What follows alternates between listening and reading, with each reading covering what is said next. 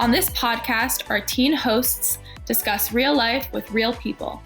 We hope to inspire others by sharing stories of individuals and pairs of friends who have dealt with mental health challenges or just the ups and downs of life and discussing what brought them healing and inner peace. In these episodes, we also talk about the role that friendship and connection plays in a person's emotional well-being. Subscribe to this podcast to be a part of our Friends on Air family. Friends on Air! I'm Abby, and I'm a senior in high school, and I am a part of the Friendship Circle. I'm on multiple host committees. It would be too long for me to go into discussion. But yeah, I'm a part of Friendship Circle, and I do a lot of different things. Awesome. Hi, I'm Allie. I am so excited for this episode. I've been looking forward to it for some time now. I am the wellness coordinator at the Friendship Circle, which means that I plan programs and activities around wellness, mental health, and inclusion, and really make sure that when people come in the door, that they feel as welcome as humanly possible. That is my goal. Aw, that's so sweet. I like that new little addition.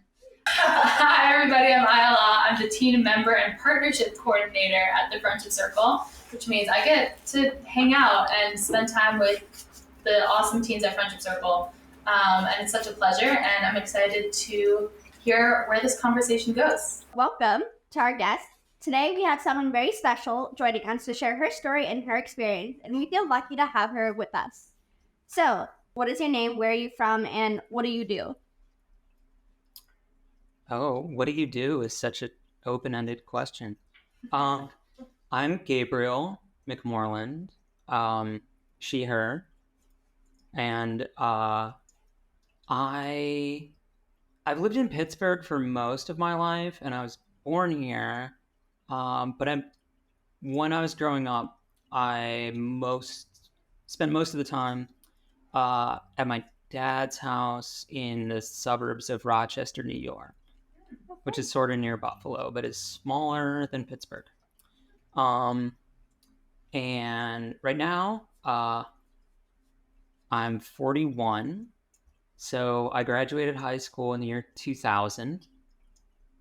They said it was going to be really futuristic. And then I noticed when we were in elementary school, they're like, you're going to be the class of 2000. It's going to be amazing.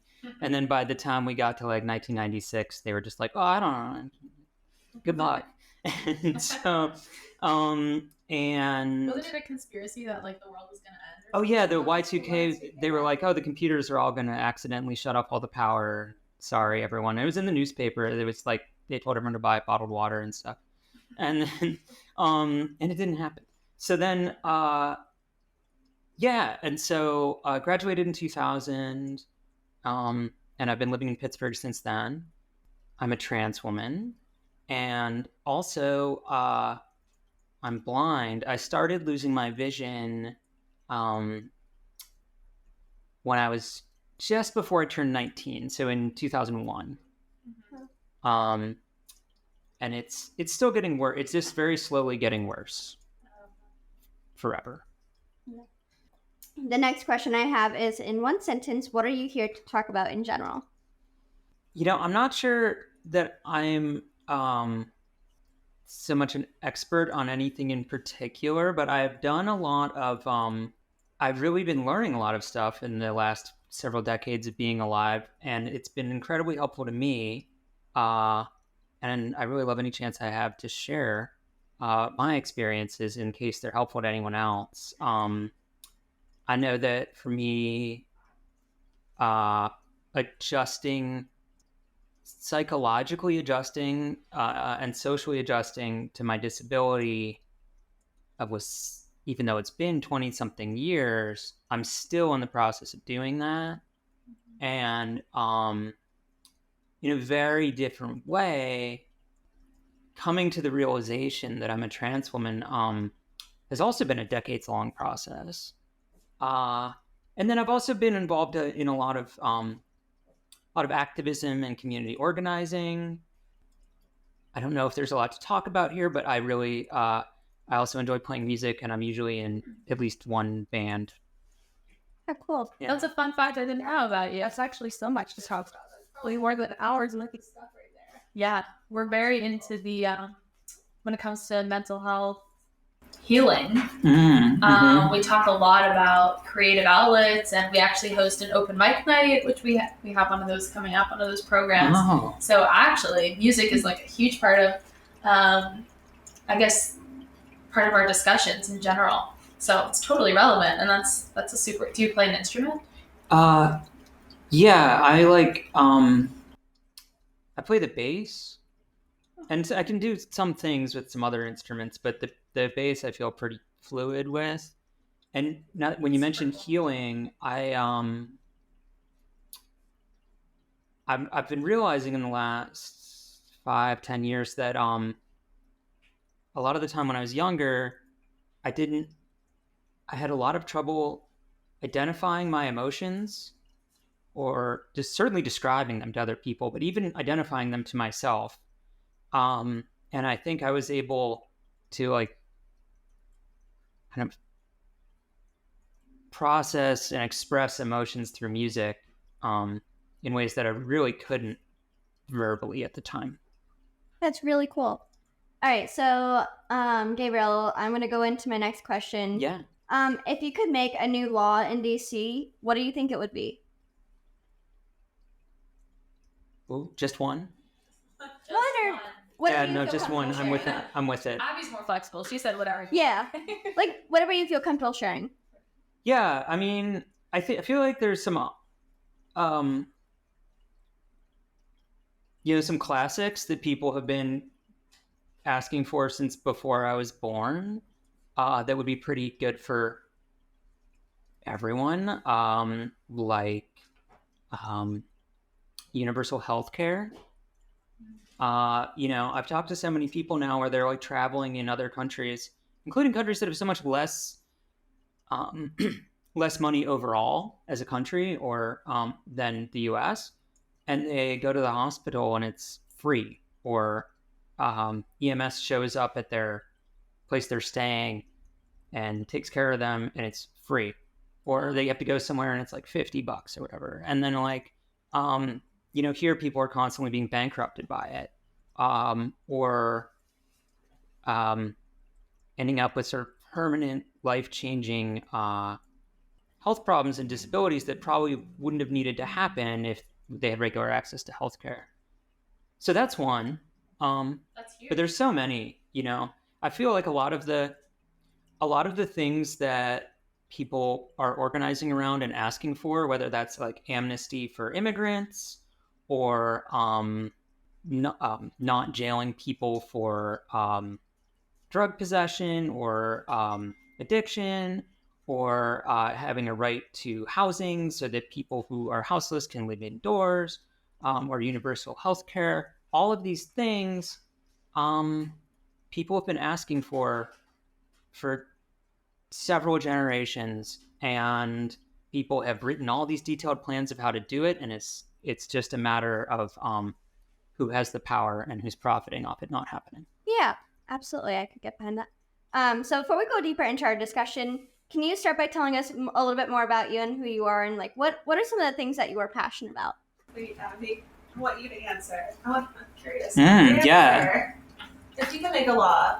I think for me, it would be like, like better mental health support for not only like autistic individuals, but all across like different unique needs, like all different types of neurodiversity, all types of different Down syndrome, and all these, like, I think the law would, like, I would want something that has to do with, like, just better neurodiversity, like, in support of, or, like, just a better general health care for, like, people with all types of different needs who struggle to be able to live life on their own without a struggle, or who try to want to live as independently as possible, and knowing that they have to rely on someone, like, just having a better healthcare system who, like, just kind of makes life a little bit easier, and having better, like, housing for people with different needs depending on, like, whatever circumstances may arise, like, just having better access to things in general. Yeah, that's really insightful, because, like, if you think about how much money we're spending on jails and police, who largely are just trained to use weapons or, do physical confrontation types of things, or that we spend on the military, you could take some fraction of that and literally give everyone in the entire country a free therapist. I love And that. think about how much less violence there would be then. I love I that. don't even know if these stats are like updated. This is something I heard when I was in grad school, that about 90% of people who are jailed have some sort of mental health issue. Yeah. Whether or not it's a disorder, like something is going on that could be treated, that could be helped outside of, the normative system. So I think that's amazing. I love your guys' answers already. Like Together, you're changing the world. yeah. I mean, on your own, you're changing the world. Yeah. Together, you're really the team. This is very interesting. Um, Do you have anything that you would? I know you're very politically. You know what? active. When it comes to actual legislation, it's hard for me to come up with, something like actual. I think I'm too much of an idealist in a way, and if I could pass a law, an imaginary law, where everyone had to just be kinder, then that's what it would be. That's amazing. I can imagine it almost sounds like a magical spell where you're just about to Be meet kind. somebody, you just have to be quiet. Yeah. Or even just think before you talk, maybe I would say, let's go back to the basics as a society and just implement some of the core values that we naturally have I think we see with children, so carefree and loving and happy, and obviously life is not always like that, but to kind of, let's bring some what's the word, childhood energy to all of us. Somebody was recently saying, maybe it was you, Allie, adults need recess too. And I think it's really true. Why can't adults in workplace settings or in post high school education systems and stuff like that, I think we equally need a break. We equally need to run around the playground or do whatever it is that causes us to be, less stressed people.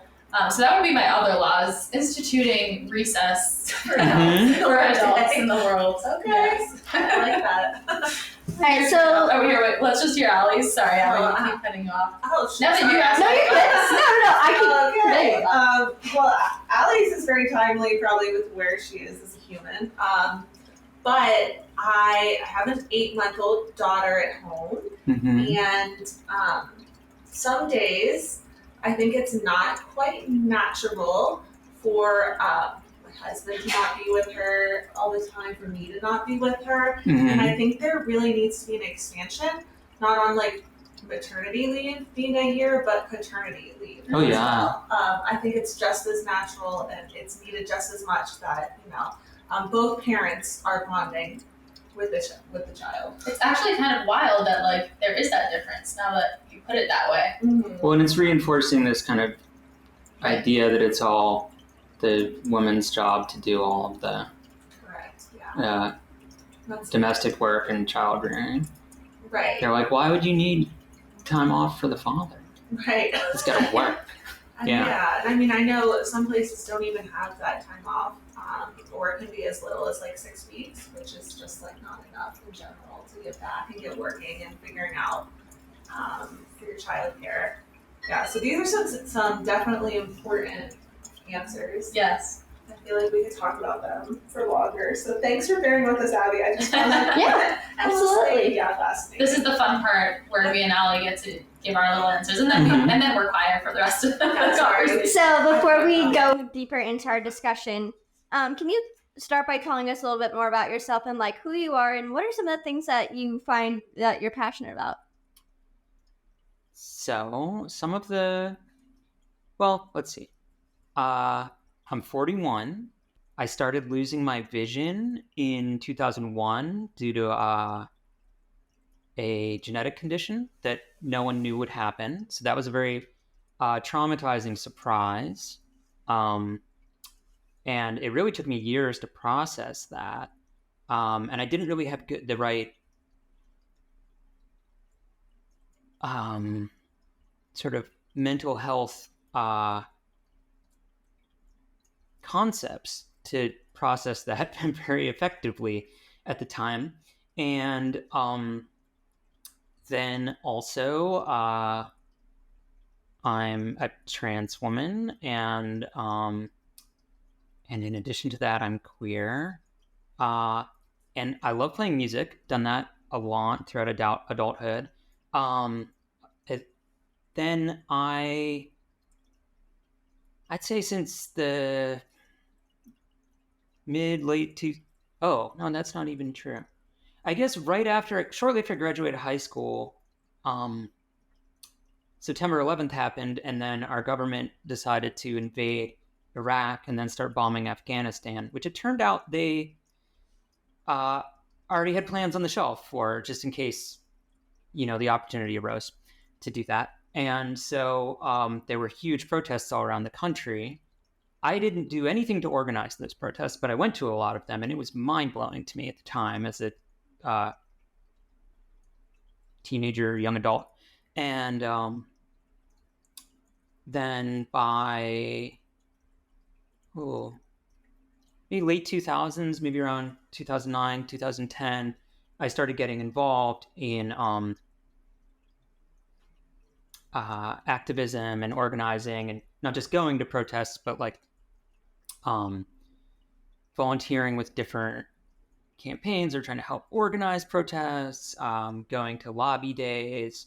And I would say I'm still in a learning phase. It's just I've been learning a lot over the last 15 years. Awesome. That's a really good answer. You're so authentic and genuine in who you are. Was embracing your identity a process? Like, I know you said that like it took you like a long while to like process to really grasp like what everything meant. Like, was there like, how did you embrace that, and like how did you find, like, what did you find that helped with processing what was going on? Well, yes. I hope everyone is able to grow and heal to a point where they can celebrate themselves. And I hope that people have others in their life that can help celebrate them. Because, often it's helpful to do that in a community, for real. But also,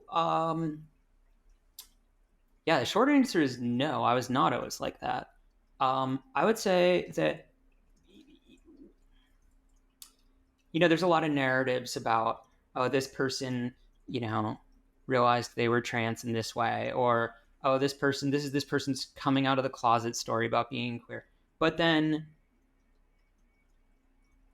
if we zoom out from there, a lot of people, including myself, struggle just with being honest with ourselves and with other people. If you think about it, a lot of our social norms are actually a little bit dishonest. I'm not saying we're out there defrauding people, right? But one of our traditional greetings in our society is, how are you? And you're supposed to say, oh, I'm good.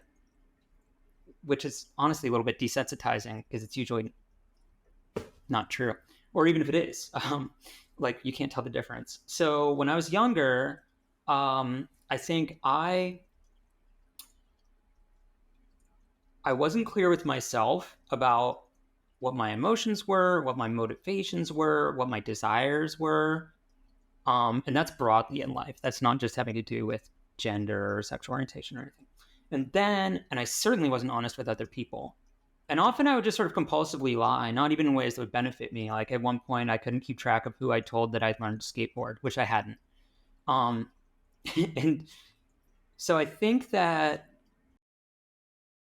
I could tell a longer story about like the path of coming out or the path of realizing I was trans.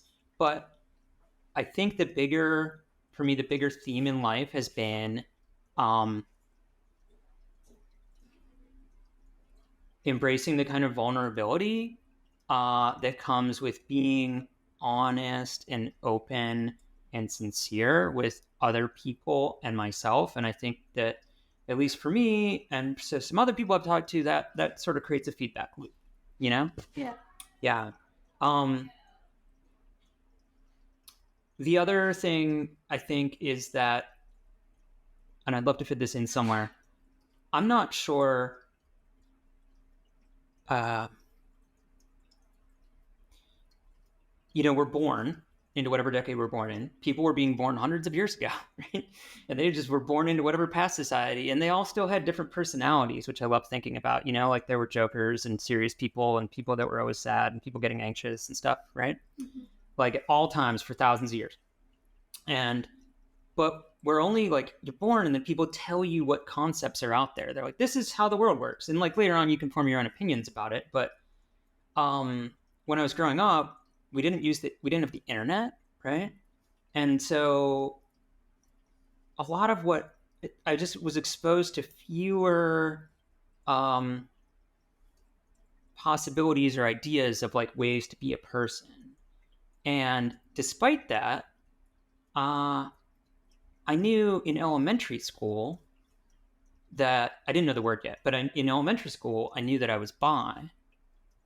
And that's partly why I think it's odd when people, and I do know that some adults are still doing this when they're like, oh, well, we can't talk to the kids about being queer or gay or whatever it is we have to wait till they're older. Meanwhile, we're walking around asking 7-year-olds if they have a plan for their wedding, So I think that as a young child, I was like, oh, I'm already getting picked on just for being a like weird, nerdy little kid. And I was like, oh, wait, I have already caught on that this is people do not like it if you have these feelings. I should not say this out loud. And which is not what I'm advising people to do. I'm just saying that was my experience. I consciously was like, I'm going to decide not to tell anyone. Realizing I was trans was very different because I had never heard of trans people. And then later in the 90s, I'd sort of heard of them, but only in these very, like the killer in Silence of the Lambs, I think is a trans person, perhaps. Only in these really negative ways. And so I just thought that those sort of feelings were not only confusing, but I thought like, well, if I look into that any further, I'll probably find out there's something really terribly wrong with me. I'll just try to ignore that part of my mind. And I don't recommend that to people. I think that the more we can be honest with ourselves, the more we can be honest with other people. And, it is good to consider your safety, but like also, that's probably the best kind of life we can have is where we find a way to be in a community where we can be authentic. Yeah, I love that. So going back to one of my questions that I didn't happen to ask because I just had this one. What are some of the struggles that you faced through your experiences? What brought you healing and what helped you to get through the tougher situations? Or like, what did you find to inspire you to kind of help you in the moments that got tough? Yeah. Honestly, in retrospect, I've been really lucky to have friends that, especially in my early 20s, when I was first starting to lose my vision, I was really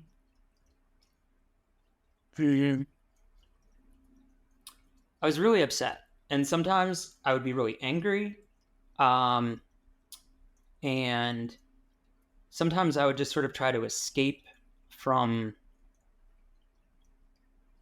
my reality. I would, drink a lot or party or just try to, anything to sort of distract myself from what was happening. And I thought, there's some people that I've been friends with since like before I started losing my vision, that I met in my first year. I'd sort of gone to Pitt as a first year student. And then I decided I was going to drop out. And I might go back later. But I was like, you know what? I did it. I got into engineering school. I got A's and B's. I actually don't want to do this right now. I want to figure out who I am. And I want to figure out things about life and like all the different ways there are to be a person. This is so exciting. I'm just going to do my summer job like I had last year. And then I'm going to pick a city and I'm going to move there. And then suddenly I woke up and like my vision was like dissolving. because it was very quick when it came on. And I went back to my parents' house. They're all great, wonderful, loving people, but I, at the time, really needed a lot of independence. I'd had a very sort of suffocating high school experience with a lot of my so-called peers not really bonding with me or being nice to me. And so I really needed some space. And instead I was back there and relearning how to like tie my shoes and make peanut butter sandwiches and stuff. And that time, that whole, I'd say up maybe 19 to like 27 was pretty chaotic and maybe not always inspiring, but I think that it's possible to create a kind of self-fulfilling prophecy where we just say like, oh, I'm really depressed, or I feel very upset and it's never going to change, or that means there's something else wrong with me. See, I knew it. And so maybe the lesson to take from there is like, even if it kind of feels like whatever's happening right now is going to go on forever, it often doesn't. I love that.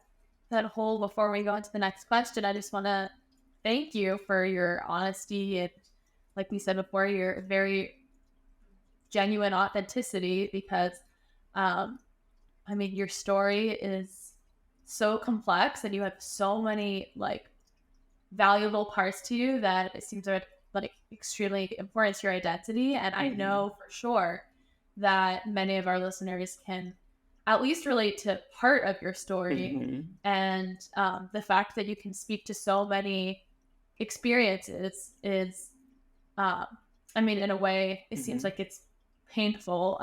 Like some of that might have been like a painful experience to grow up with, but at the same time I know how big of an impact they're going to make on a lot of our audience members. So thank you for sharing those things with us. It means a lot, and that's exactly what exactly what we hope these conversations hold, is that ability to really speak to people who can relate to some of the experiences that you're sharing about. So thank you. Yeah, that something else that just sprang to mind is like what I've been working through maybe in recent years is coming to accept that like like I've processed a lot of the trauma of suddenly losing my vision, and I've processed a lot of the sort of trauma or challenges from my adolescence, but I've been reading things the different disability activists have written over the last few decades, and I've been reading them recently, and I'm very I don't usually retain quotes properly, so I wish I could quote an actual person in their own words, but I can't. But it's been really powerful to me recently to reflect on the idea that it's okay if you are upset about what you're experiencing in life. It's okay to be upset about it. So whether that's people bullying you or some sort of misfortune, or that you've acquired a disability that's making your life harder, whatever it is, like you can be in a process of healing while at the same time, like, we don't have to be out there as like this inspiring example of like, and I got over it and I'm ready to climb Everest. Look at me, I'm on a poster, It's okay to be like, yeah, I'm kind of sad today. Like every day is different, like just kind of one day at a time, basically. Yeah, because in the end, it's like, I think it's really important to think about how our actions and words and energy is affecting the other people around us, but like our inner life doesn't have to be in response to other people's expectations. Yeah, right. I absolutely love that. I think, like you said, like honesty is like the best thing that like I think we all can learn from it. And it's just like being honest can be challenging, but it can also be really good, because then there's a better knowledge and understanding of like, hey, like this is what's happening, like here's what they need, like it's important. And I think there's not enough of that, and the fact that that's what you're sharing is valuable for, I think, a lot of us. And I think that like we all need to hear that at some point in time. So going into the next question, much of your life and your time and energy is spent on the advocacy part and the activism part and so many other things. Can you tell us a bit about like what the experience has been like and like what inspired you to get to be able to do this type of work?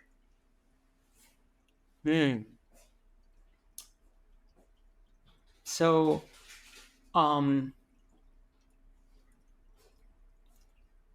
I don't think I have like a powerful origin story. I think when I was a teenager or in middle school, even certainly in high school, I kind of romanticized different activists and revolutionary leaders and people I saw in pictures in magazines where they were, tearing down a fence or standing on top of a tank or something. I often didn't know what was the context was, right? But what I think what I've been involved in is I worked for almost 10 years at the Thomas Merton Center, which is like an activist resource center working on a whole variety of issues in Pittsburgh. That's 50-something years old now. It's a 50-something year old organization. And it was started during the anti-war movement when the Vietnam War was still going on. And I'm also still like very involved in Pittsburghers for Public Transit, where we organize. When I say organize, I mean we do a lot of going and talking to people out on the sidewalk or at bus stops, at neighborhood meetings, just regular people, and talk to them about what they're experiencing and what would make their life better, and then we get them to take action together. And then when I worked at the Merton Center, a lot of what we did involved larger marches or rallies or different kinds of protests and disruptive actions. We would also do things like lobby days around specific issues with like statewide coalitions around things like the Driving PA Forward campaign to get to allow people to take the driver's test and get a driver's license, even if they don't have all of their proper immigration documents. It turns out one of the main ways that people get detained and deported is just racial profiling and traffic stops. And then we did I think one campaign that I'm really proud of was the Port Authority was going to hire a lot of extra police and have them go through, starting with the T, with the train, and then the plan was to move them to the busway as well, to check that people had paid their fare. And that the idea was they were going to get these new fare machines, and then you could theoretically just walk past it. So they were then going to hire a bunch of police to check if you had paid it. And then if you lost your receipt or you hadn't paid it, because some people just don't, or like they don't have change and they got to get to work, or they're going to get fired, or maybe they're a kid and they skip the line. But then you could get, I forget what you'd get criminal charges. And also if you have thousands of extra police interactions, especially when people are experiencing like a mental health issue, or the police officer is reacting poorly to what the person's normally experiencing, it can get violent or dangerous very quickly. And it took a year. And this big campaign, we'd be in the news all the time, get all these different community organizations to sign on to letters and come testify. And by the end of the year, we'd gotten the Port Authority to back away and the county executive to change their plan and not do it, because it would have been really dangerous. The thing is, you could have gotten a college sophomore to write a term paper on why it was a bad idea. It wasn't like that they didn't understand. It was just, I think sometimes when people, when decision makers have already set on a plan, their instinct is not to change it. Yeah. And so sometimes we have to really make sure that they understand. Like what they're doing and how that's going to affect other people. And it helps them to see the people. Oh, sorry to interrupt. No, you're good. Keep going. No, it just helps to see the people and have someone be like, I am a real person. Yeah, like, and you need to understand like how that's going to affect. Yeah. I love that answer. I think that's a very honest answer. And I think that's very cool to hear like how you guys got together, like came up with this idea and said something needs to happen and something needs to change. And here's how it's going to affect everyone if we don't. So I love that response. Okay, so going on to our next question, we want people to understand what it's like to have disability through your perspectives and experiences, as opposed to misrepresentation in mainstream media. What do you want the world to know? And I just want to add to that question because for those of us who do not live with a disability, I'd also want to know, I guess, your preference or like, would you call yourself somebody who lives with a disability? What's like the, I guess, proper, first of all, term to use? And like, what's the most, I guess that just goes along with the question. What can we learn, even just in terms of simply addressing this experience? Oh, yeah. So, yeah, I mean, I really embrace, honestly, I wish I wasn't blind. Like, I liked it better before most of my optic nerve cells had died, and I could see, make eye contact with people, and you have that, like, sort of laser soul transfer that happens, which is totally magical. And colors are great, and most of them are faded out now. But so that said, I've really come to embrace the concept and the identity of being a person with a disability, and it's in a different way than coming to embrace being open and out about being trans and queer, where I'm like, ta-da, look at me. But like, it's showtime, But like, with because this is maybe not celebratory for me, but it is something where I definitely identify, I would say at least culturally and politically, as a person with a disability. And to me that means being in solidarity with other people who have other disabilities, or blind too, I guess, also, but being in solidarity with people with all variety of disabilities, and doing the cultural and political work to improve our lives collectively. And in some of these things, like, are cultural in the sense of like, it's, we have a lot of unexamined or continuing stigmas in our society around people with disabilities.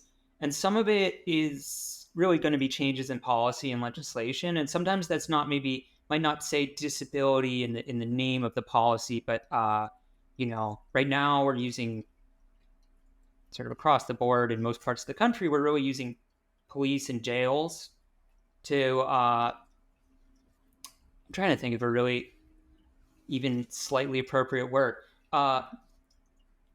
That's our government's major and society's major solution, or what we can offer to people who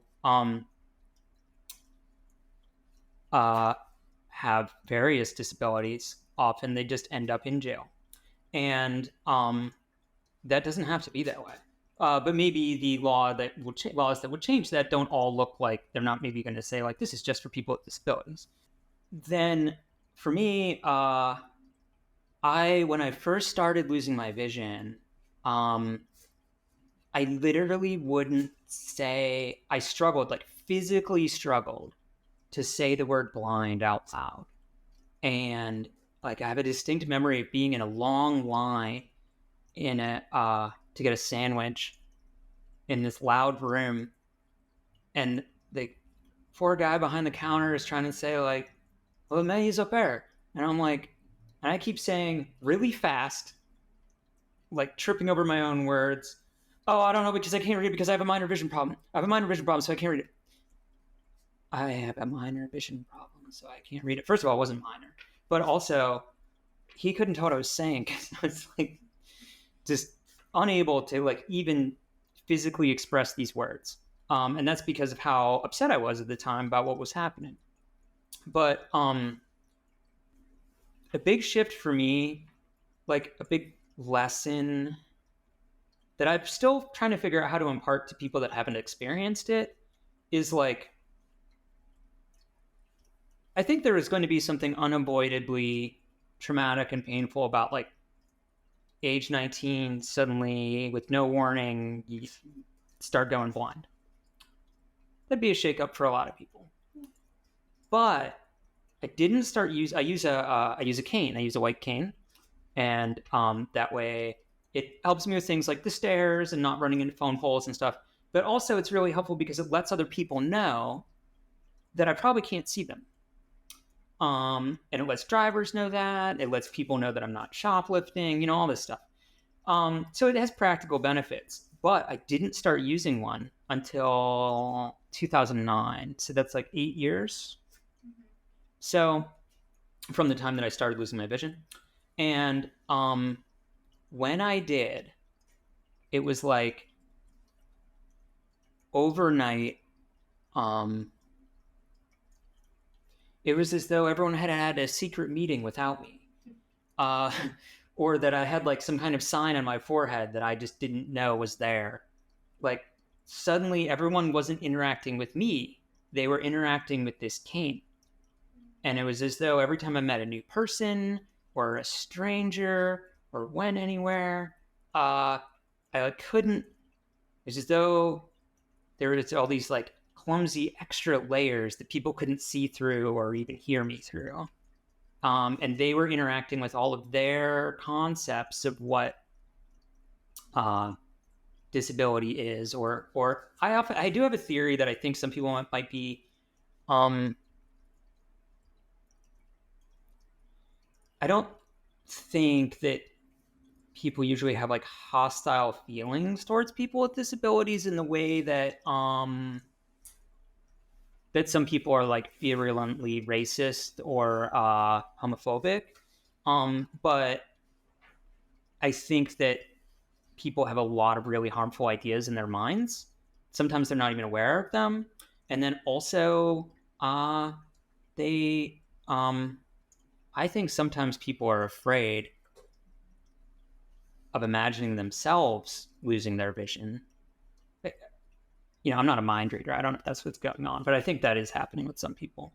And so really that like overnight sudden shift in like the way everyone was interacting with me when I started using the cane was, by then I'd adjusted enough to being blind psychologically that I had enough free headspace to really recognize what was happening. And it was like really, but I didn't talk to people about it at the time. And I sort of regret that because I had friends I could have talked to about it, and I'm still friends with them. And now I've talked to them about it. But at the time, I think I was just really trying to power through everything. Yeah. That's a really, really good response. I love that. If we were living in an ideal world where all neurotypes and abilities were celebrated automatically, naturally, or unequivocally, there we go, yeah. What would that look like, and how can we all as allies and friends make that world a reality? Wow. I have some ideas about the path to get there. I honestly struggle to imagine exactly what that would look like, but I think the path to get there involves us thinking intersectionally, right? So if we were going to be in a future, or if we were going to be in a present, in a world where all neurotypes and abilities are celebrated and included, I don't think we can do that unless we're also simultaneously addressing racism and misogyny and homophobia, both because I think when you start working on examining the kind of stigmas and negative ideas that are connected to those kinds of bias, you know? I think when you start delving into one part of your mind to see what kind of harmful ideas are in there that people put there, they just came from our society, you know? You notice things about other ideas, right? So I think it's like a self-healing, collective healing process you start anywhere, change everything. But then also, we can't really separate people's disability experience from the other aspects of their identity, you know? Yeah. And honestly, if we're going to really include people, like, I think that part of that, a lot of it's going to have to be cultural. Just like, how are people treated? How can we change the way we're interacting with people so their day is less exhausting? But some of it is going to have to be structural or policy based around things like, the world gets a little bit more accessible the more money you have or the more access to services, right? So, like, there are people like me who aren't going to be able to drive. And we could imagine a world where everyone gets a driverless car, except everyone's not going to get one. And, but free public transit and trains that went between every city would be great for everybody, you know? So it's like, I think some of it's cultural and some of it's going to just be about reducing inequality in our society overall. That's a really true statement, and I love that. I think that that's definitely something that I think a lot of us are trying to do, especially me. Like, I'm trying to make a policy work. I'm trying to have lawmakers be like, hey, like, yes, everyone, and there's a lot of people who have access to a lot of great things, but there's not enough for those who are struggling, who don't have access, especially if they don't have the money, or if they don't have transportation to get there, or if they don't have access to Wi-Fi, or if they don't have access to like that healthcare that they need. Like, that there needs to be a better change in that, and that there needs to be a better support system for that, and making that more accessible, and especially for living too, like having wheelchair bound homes that have wheelchair ramps, or having, like, especially for blind people, like a way to get into their homes when they can't see, like having a better access to more easily accessible things that I think could make a difference for a lot of people who are asking for that. So I love that response. That was a great response that you gave us. Do you have a favorite song, an album, a book, or just a hobby or artwork, or even a quote that helped you heal or just bring happiness? Whoa. I feel like every time I'm interviewed, I should come in prepared with a favorite song. We made a little playlist with all of our guests' answers, so get ready, because your answer will be added to our playlist. Right. You can also email us later. Yeah, like, if you don't, we can always come back to that question. If you're like, I'm just not sure, we can always come back. No, yeah, I mean, I could totally email later. Recently, I guess when I say recently, I mean like in my 30s, and now I'm 41.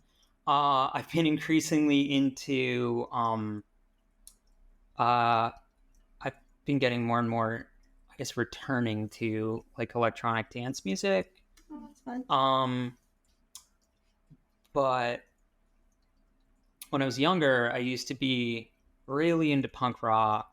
And one of my favorite bands was the Subhumans. And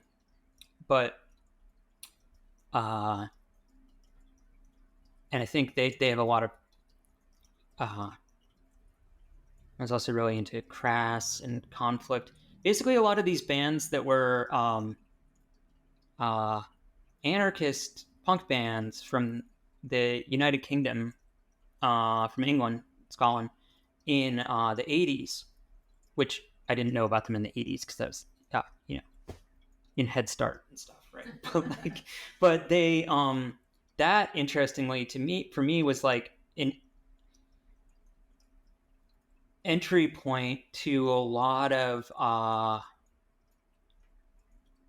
really radical ideas. Now, I don't think me sitting there like listening to a CD in 2002 was doing anything for the world around me, right? But like, cause there's the ideas you have, and then there's like what you're doing. But like, especially as someone who was like, but then you could use the internet, but it wasn't even like typical. I don't think like for everyone to do it every day all the time, like now. And I think that a lot of those anarchist punk bands like really introduced me to what were mind-blowing ideas at the time about things like patriarchy and misogyny and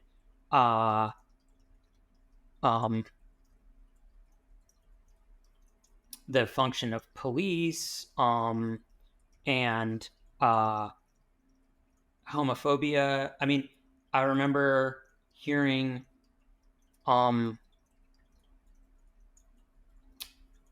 this song about, I don't even remember the band. It was one of these bands where it sort of sounds like they're yelling the whole time, but like it was about two men holding hands and they're like walking down the street, and it's like this very sort of aggro punk song. But they,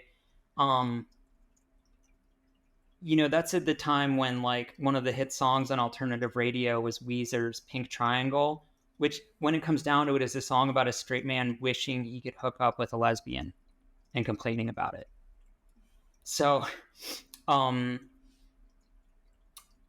that was like, at this point, like maybe not the energy I'm looking for, like I'm not into yelling and stuff, but when I was younger, those bands were really helpful to like expanding my worldview.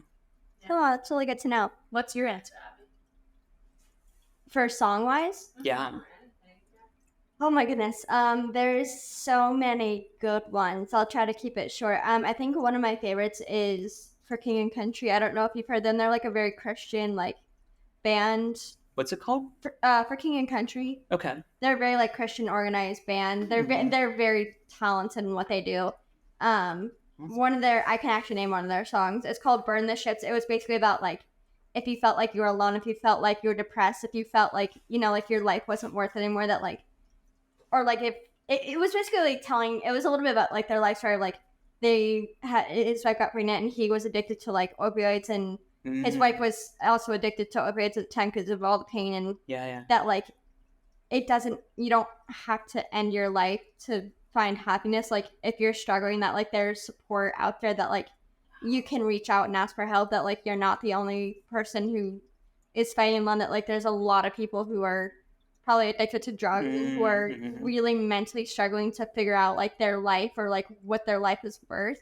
So like it was basically just saying like that like you're not alone, that like there's people who are wanting to help you if you can reach out and ask for that help, that like not everyone's always able to, like not everyone feels confident enough to reach out, but like knowing if only you could reach out and that person would be there to like kind of help guide you through that and help you kind of get clean, or help you just really figure out like what am I meant for, like what am I here for, like what is my life worth if I don't understand. Like it's just saying that like you don't have to end your life, like there's people who can help you, and that like you can get better. Like there's people out there who want to help. Like you just have to be the one to kind of reach out and be like, I need that help. So that's beautiful, because like asking for help can be really hard, and I feel like even though I don't think people intend to do this, I think we our cultural norms sort of make it harder for people to ask for help. And when we do ask for help, I think, sometimes we're asking a person who can't come through in the moment for us in the way we need, and that's okay. But when other people, I like to think that when I ask for help, other people see it and it feels more okay for them to ask for help too. Yeah. At least that's how I have decided to insist on looking at it after years of trying to work through the baggage so I could just ask people for help. Yeah, I think that's a really spot on answer. Here at FC, our core mission is to be a good friend. How has friendship and connection with others played a role in your life or journey?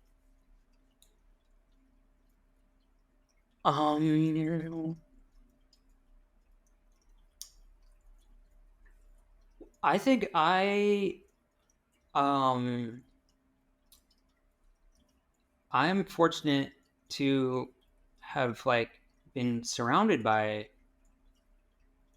really supportive friends throughout all of adulthood. And I wasn't always, I'd like to think I'm a good friend now, but I know for sure that I wasn't always. And I think that it's really, I've had people say, sort of set a boundary and be like, you're just being too chaotic. We can't be your friend right now or maybe forever. But I've also, I think, done that as well. I think that it's there's something really powerful about going through multiple phases of life with the same people. And I'm also a person that I process a lot of things out loud and in conversation. I'm very externally motivated, for better or worse, I've always kind of admired people that are a bit more self-contained, but I really need people. And sometimes I've surrounded myself with other people that were hurting a lot and we weren't actually supporting each other very well. And sometimes I've been surrounded by people that were holding space for me to heal. And sometimes I've been there for other people when they needed someone. I guess it's such a profound question, and I really wish I had a more insightful answer. The one thing that I've been thinking about in recent years is we're not going to have the same, even when we have positive relationships with our friends and acquaintances and loved ones, we're not going to have the same relationships with all of them.